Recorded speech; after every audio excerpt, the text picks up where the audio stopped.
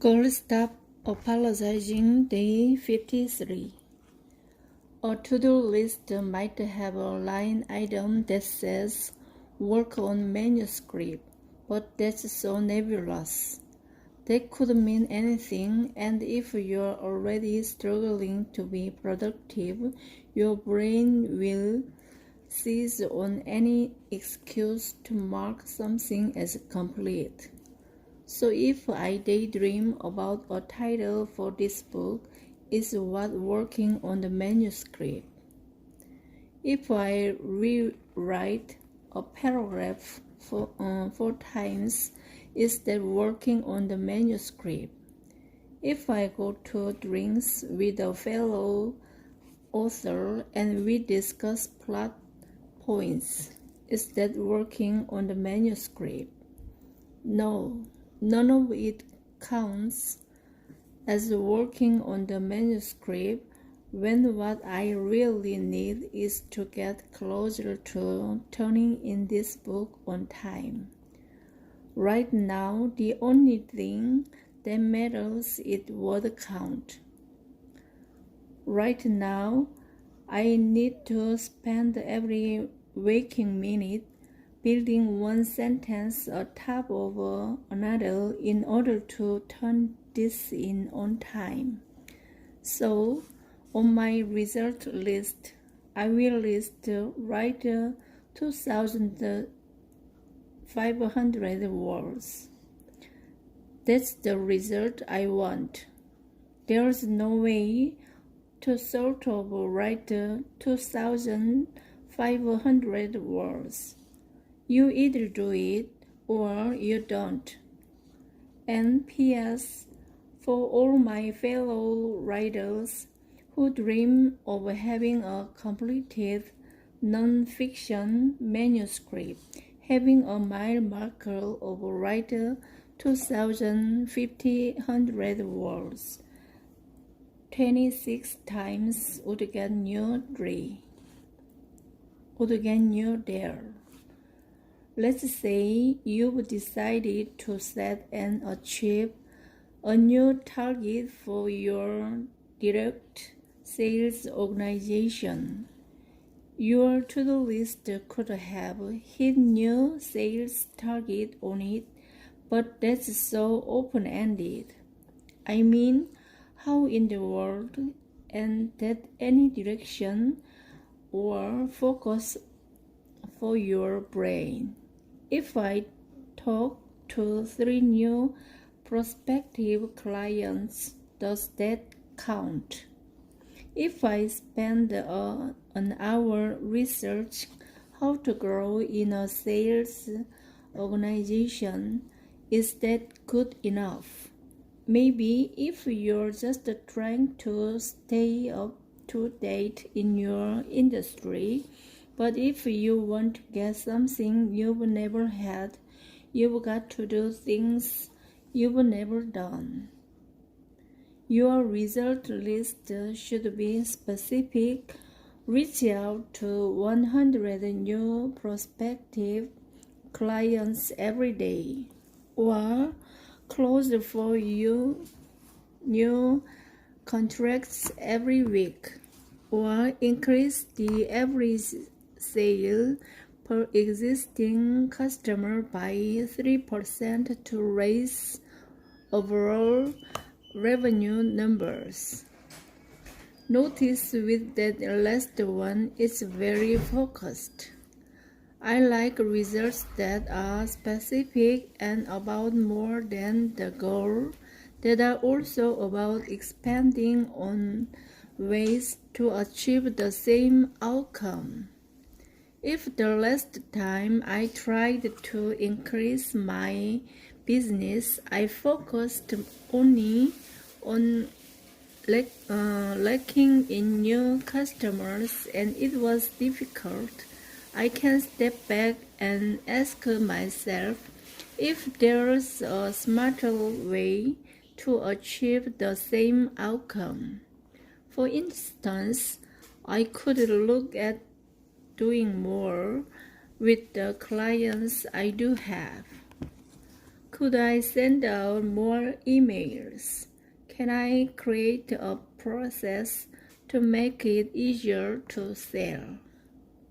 Can I be more intentional about upselling to increase overall revenue, about having to add a new client base? In this instance, my goal is actually increase the revenue, but I've gotten too bogged down in my to-do list that I haven't stopped to consider it in a different light. If I don't write down the result that I'm looking for first, my brain can help me ask the right questions to get me closer to my actual goal. So make a results list, not a to-do list. That daily result list should never be longer than 5 bullet points. In fact, my daily result list is typically only 2 or 3 points long at most, because the items I'm writing down are major moves for me. When I'm able to knock out even one of them, I feel ecstatic.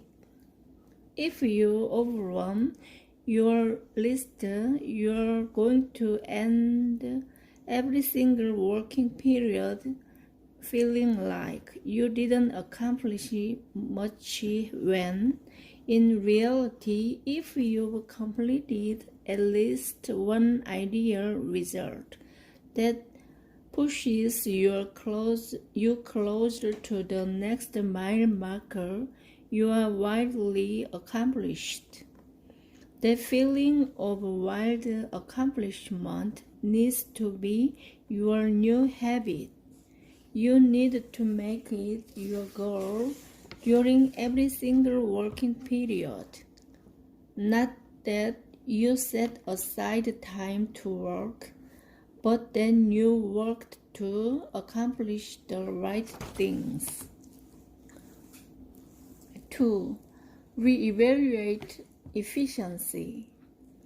Knowing the right result to aim for is honestly half the battle. If you started working toward completing one ideal result for every working period and you did it consistently for the next 3 weeks, I think you'd be shocked to see how much progress you made. But there is something you can do to push this a little further, a little faster. Frankly, I don't know anyone working their way toward a goal who wouldn't love to get there ahead of schedule. So once you've got a clear mile marker in your future and you know the best results to aim for to get closer to it, the next question you want to ask yourself is there something I could be doing that would make this more efficient? If you want to dive into this question in detail, I highly recommend the book, The One Thing by Gary Keller. In it, Keller asks a profound question, not profound in its complexity, but profound in the sense that most of us are often so busy working inside our goals that we never take the time to work on our goals. The question is basically, what's the one thing you could do right now, today, then you would make everything else unnecessary.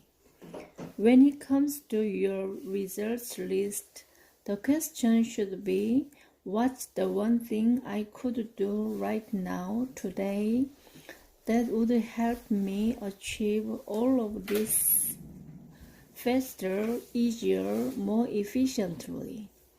For instance, let's go back to my ideal result of hitting 2,500 words. I asked myself how I could get to my daily word count more efficiently, with less hassle, quicker. The answer was pretty simple and incredibly easy to implement, but if I hadn't asked the question, I absolutely wouldn't have considered it. For me, it's about writing at a coffee house. What's so special about a coffee house? Well, I have a great office with a nice desk and a good chair and access to snacks and water and bathrooms and no additional charge, and I've been writing this book for weeks during my regular office hours.